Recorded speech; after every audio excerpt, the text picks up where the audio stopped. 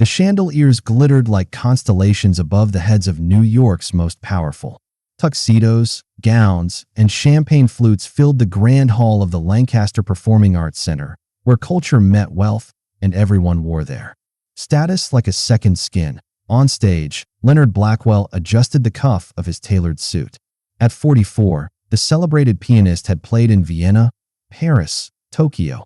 Yet tonight, he performed for patrons whose applause came with funding. Every eye followed him. Every word carried weight, except one boy wasn't watching. Near the edge of the room stood a teenager in a second-hand blazer, fingers curled around a white cane. 16-year-old Elijah Brooks didn't belong, at least not by the evening's unspoken rules. He had arrived with his aunt, Grace Brooks, a janitor at a music conservatory, and the reason he'd ever touched a piano. Few noticed him. Fewer cared, until Leonard did. "Hey kid," he said, his voice loud enough to hush the string quartet. "Why don't you play something for us? I bet you know Happy Birthday." Laughter rippled through the room, polite and poisonous. Elijah said nothing. He didn't flinch. He didn't move. And in that stillness, something shifted, just enough to crack the stage beneath Leonard Blackwell's polished shoes. Elijah Brooks never saw the truck. He only heard the screech, felt the jolt, and then woke up in silence. He was 8. His parents were gone. His sight, too. The hospital ceiling became his sky for weeks. Strangers passed through his world with clipped voices and cold hands. But it was the sound of one voice that stayed. Grace Brooks, his aunt, standing beside his bed with trembling fingers wrapped around his. She had not planned to raise a child again. At 52, Grace scrubbed floors at the city's music conservatory, barely managing rent for her one-bedroom apartment in South Bronx. But there she was, offering Elijah something no system could: safety. Their new life was not easy. Grace cleaned classrooms by day and hospital wings by night. Elijah stayed alone, navigating silence with fingertips, learning to walk with the tap of a cane. The world had not grown quieter. It had simply turned its back. But one afternoon changed everything.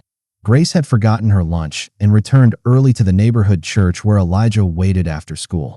She found him seated before the old keyboard in the basement, head tilted, fingers stumbling over the keys. He had heard the church pianist practicing days before. Somehow, without sight or training, he had replicated the melody almost perfectly. From that moment, the piano was no longer an instrument.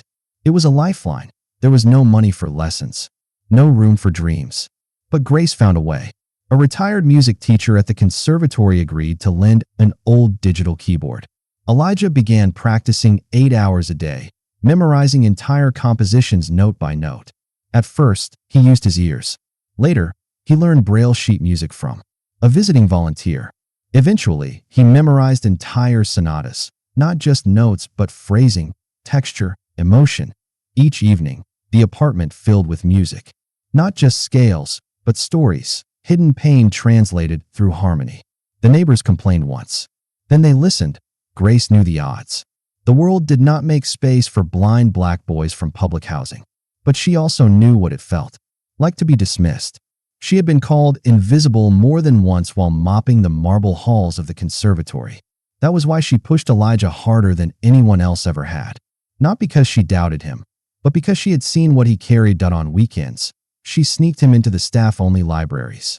He listened to decades-old recordings through dusty headphones. He read about composers who wrote through grief, pain, madness. The deeper Elijah went, the more he understood. Music was not a luxury. It was survival. Most days, he practiced until his fingers ached. He broke keys. He wore out headphones. But he never complained. Not once. When a friend from the conservatory handed Grace 2 extra tickets to the Lancaster charity gala, she hesitated. It was not their world. The donors, the critics, the gowns, they would not see him. They would only see the cane. But Elijah said yes, that he said yes because he wanted to hear Leonard Blackwell in person. Not to admire him, but to study him. Elijah had memorized every one of Blackwell's recordings. He had dissected them in the quiet hours after midnight. He knew which notes Leonard stretched, which tempos he favored, which cadenzas he adjusted. For applause, that he also knew something deeper, something those critics rarely said out loud. Leonard Blackwell played with precision, but without pain. His technique was pristine.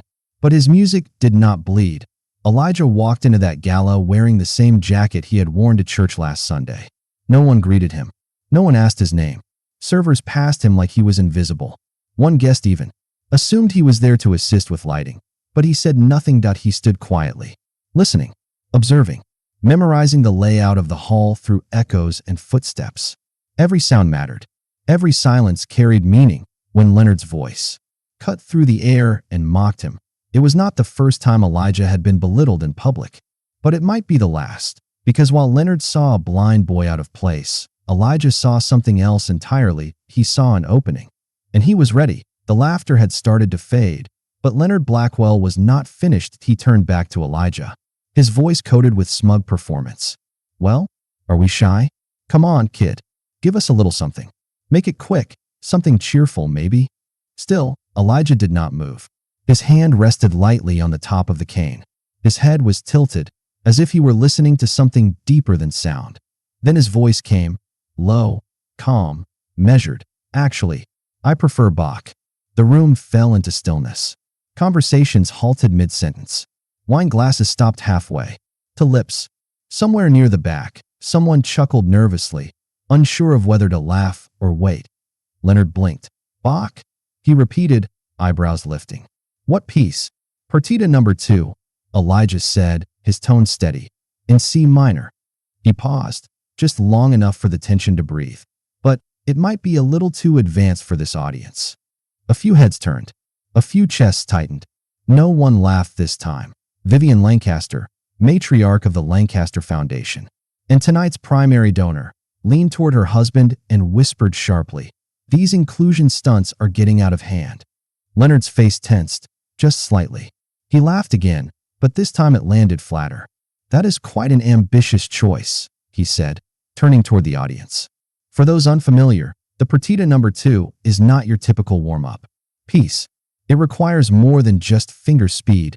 It demands emotional maturity, life experience. His eyes narrowed. "Do you believe you have that?" Elijah lifted his chin. "I believe I understand what the composer was feeling when he wrote it." Leonard's smile faded. "Tell us, then, what do you believe Bach was feeling?" "Mourning," Elijah said, as if reciting something carved into his chest. "The death of his wife." Each movement carries a different stage of grief. Several audience members exchanged glances. Dr. Theo Hartwell, a musicologist seated near the front row, leaned forward with interest. Leonard's tone sharpened. "That is textbook knowledge. But this," he gestured toward the Steinway Grand piano, "this requires lived wisdom. Would you even know where to begin?" Then, with a sudden flare, Leonard turned back to the piano and played a few bars of the partita. His hands glided with his usual theatricality, hitting each note with perfection. Except, the key was wrong. Elijah did not flinch. He simply spoke. "You are in D major, not C minor." A murmur spread across the crowd. Vivian Lancaster froze. Mid-sip, someone near the back whispered, "Wait, is that true?" Leonard's fingers hovered, suspended above the keys. "I changed the key intentionally," he said quickly, "to test his ear." "I see," Elijah replied, his voice utterly still. "Then you must also know, grief does not transpose." The silence that followed hit harder than any note ever played in that hall. Leonard stepped back from the piano, but his shoulders were stiffer now. He looked smaller, somehow, like a man trying to recall if he had locked the door before a storm hit. What began as a mockery had turned. The blind boy who stood still was no longer the punchline. He had just challenged a legend and drawn blood. The guests were no longer sure whom they were meant to be laughing with. Leonard stepped forward again, smoothing the front of his tuxedo. The laughter was gone. His jaw had tightened, but his voice still carried the air of control. "Well," he said, gesturing toward the Steinway, "since our young guest has such strong opinions, perhaps I should remind everyone how this piece is truly meant to be played." He sat down with a practiced smile, nodding once to the audience before placing his fingers on the keys. The hall went quiet. Leonard began to play the opening movement of the partita in C minor. His hands moved effortlessly, each note perfectly timed, each phrase shaped with textbook skill. He had performed this piece for decades across the world, from Vienna to Tokyo. It was second nature to him. The melody filled the grand hall. It was flawless, but it was empty. There was no weight behind it. No story. Just sound, as smooth and polished as glass. And just as cold. Elijah stood still beside the piano, his cane resting against his leg. He did not move. He only listened. He listened the way most people breathe, his head tilted slightly. As he caught each detail, every pause, every flourish, every choice Leonard made. It was as if he were taking a mental photograph of the entire performance. When Leonard finished, the applause was polite, but muted. A few people clapped because they thought they should, but others looked unsure, almost unsettled. Leonard stood and gave a short bow, but he knew something was different. Then Elijah stepped forward. He reached out and carefully placed his cane against the piano bench. His fingers brushed the wood like it was an old friend. Before sitting, he turned toward the audience. "I would like to ask a question," he said gently, but clearly. "Has anyone here ever lost everything they love in one moment?" The question floated through the air and landed hard. A hush fell over the room. No one moved. I in the fifth row. Grace Brooks pressed a hand to her chest. She had heard that voice before, calm, quiet, and full of something deeper. She knew what was coming. Dr. Malcolm Rivera, conductor of the New York Symphony, leaned forward in his seat. His eyes had narrowed, not in judgment, but curiosity. He had heard thousands of performances in his life. Something in this boy's posture made him focus like it was opening night at Carnegie. Elijah turned slightly back to the piano. "You see," he said, lowering himself to the bench. "There is a difference between playing notes and playing grief." He placed his fingers gently on the keys. They did not tremble. "I have known this piece for years. Not because someone assigned it to me in school, but because it felt like someone wrote it for me." The room was silent. Even Leonard had not moved. His arms were crossed now, but his expression had lost its sharp edge. What he saw in Elijah was no longer just a boy with a cane. Elijah looked forward, his eyes clouded but focused inward. "When I lost my parents," he continued softly, "I was 8. I could not see anything anymore. But I heard everything. I listened to the world differently. I heard sorrow in places others did not." He adjusted his seat. "And I heard it in Bach." Then, quietly, without drama or performance, he said, "Let me show you." Elijah took one slow breath and let his fingers settle on the keys to No introduction. No hesitation. The first note rang out. It was soft, almost hesitant, like someone whispering in a room full of strangers. But it held weight, like it carried more than music. It carried memory. The second note followed, then a third, and within moments, Elijah was not just playing, he was confessing. The partita in C minor began to unfold, not as a piece from centuries ago, but as something living, something personal. Each movement felt like a chapter pulled from Elijah's life, written not in words, but in sound. The opening line spoke of loss, clear and aching. The room listened as if the walls themselves were holding their breath. The melody was tender, almost fragile, echoing a boy waking up in a hospital room, realizing he would never see again, that his parents were gone, that the world would never be the same. The second movement came sharper, darker. It cut through the silence like a scream. No one had heard before. There was rage in those notes, not the kind you show in loud outbursts, but the quiet, burning kind. The kind that builds in a child who is ignored at school, who walks down hallways and hears the whispers, who is pitted before he is understood. This was the music of a boy who had felt small in rooms full of power, and yet had never stopped. Climbing. Somewhere near the front, Vivian Lancaster blinked fast and reached for a tissue. In the fifth row, Grace held her breath. She had never heard Elijah play like this, not even in the church basement. This was something more, something that had been building in him for years. Leonard Blackwell stood still near the edge of the stage, his hands folded, his eyes fixed on the boy. His lips were slightly parted, but no words came, because there was nothing to say. Elijah moved into the third movement, acceptance. The tension in the music began to soften. Notes began to flow like calm water after a storm. It was not peace exactly, but something close, a kind of quiet strength. The sound of someone who had learned to live with pain, not escape it, not cover it, but carry it with grace. There were no flourishes, no showmanship, just truth. Dr. Rivera leaned closer and whispered to no one in particular. "He is the most gifted musician I have ever seen." And he meant it was not just the technical skill, which was extraordinary. It was the way the music told a story, the way it entered the room and rearranged the people inside it. What Elijah was doing at that piano went beyond music. He was showing them his soul. Each movement blurred into the next, like steps in a journey that had no shortcuts. The room, once full of murmurs and judgment, now sat frozen, humbled, reverent. Some cried. Some did not realize they were crying. By the time Elijah reached the final passage, you could feel it. Something sacred had taken hold. He touched the last notes as if placing flowers at a grave, softly, deliberately, with love. And then it ended. But Elijah did not move right away. His hands rested on the keys, the final chord still ringing faintly in the air. The silence that followed was unlike any before it. Not awkward, not tense. Holy. Elijah finally turned his head toward the audience. He did not bow. He did not smile. He just sat quietly, breathing, as if the music had taken something from him and given something back. The grand hall remained completely still.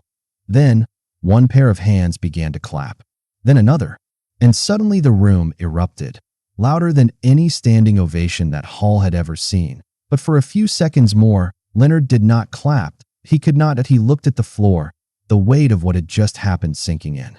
This boy, this quiet, blind teenager, had just unraveled everything he thought he knew about music and about himself. Elijah Brooks had played the same piece Leonard had spent his life perfecting, but Elijah had made it eternal. The final note still floated in the air when the silence broke, not with whispers, not with hesitant claps, but with a thunderous ovation that shook the very walls of the grand hall. Every person in that room, donors, critics, performers, patrons, rose to their feet.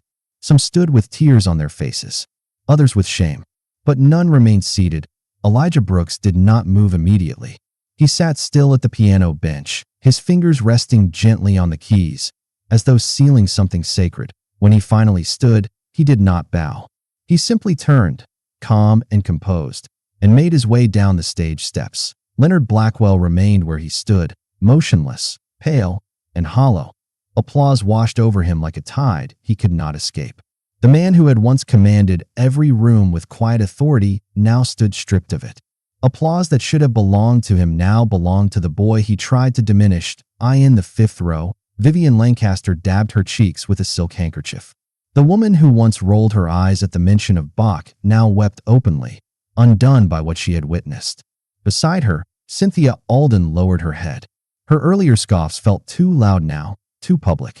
She was ashamed, and rightfully so.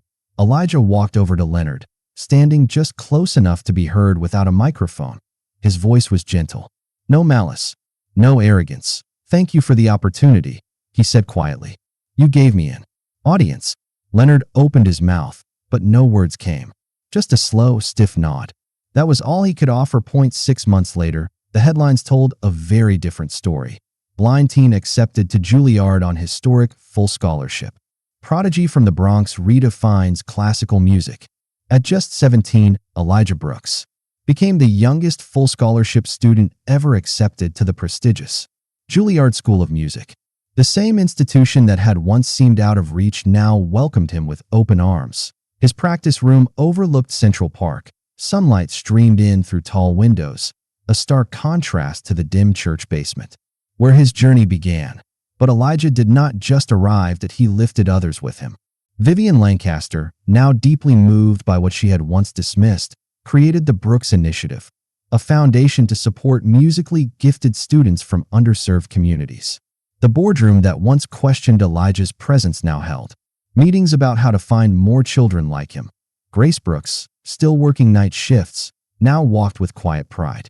Her nephew had made it, not through charity, but through fire. And Leonard, his fall was as sharp as his former rise. Major orchestras quietly cut ties. Festival invitations disappeared. Reviews turned cold.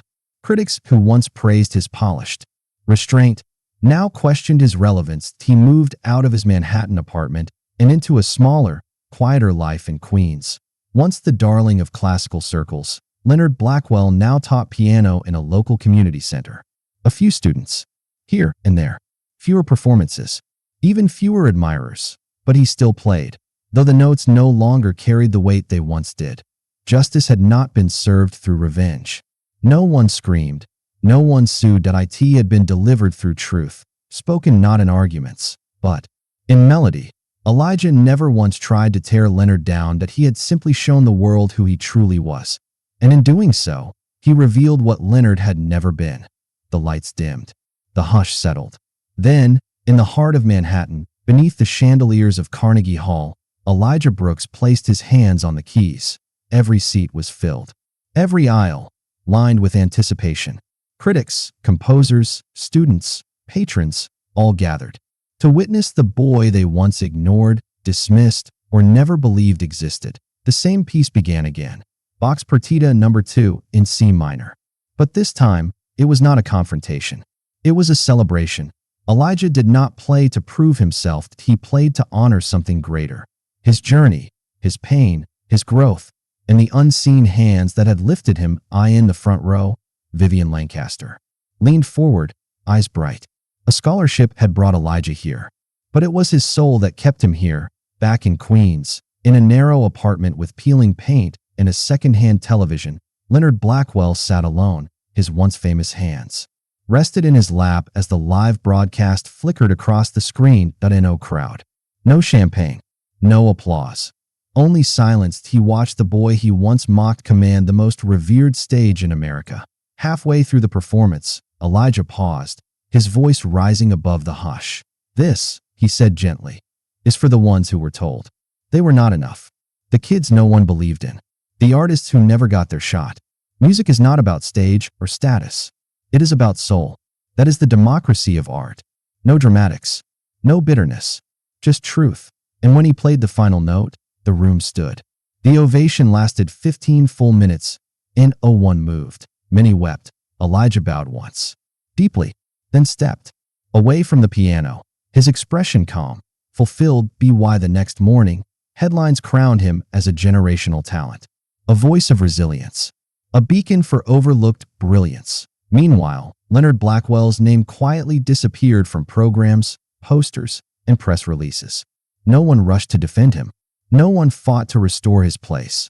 Elijah did not speak of him again. He did not need to. He had done something far more lasting. He had built a legacy no one could erase. And in the quiet of that final curtain, one truth echoed louder than any applause. The best revenge is not to humiliate. It is to build something they can never tear down.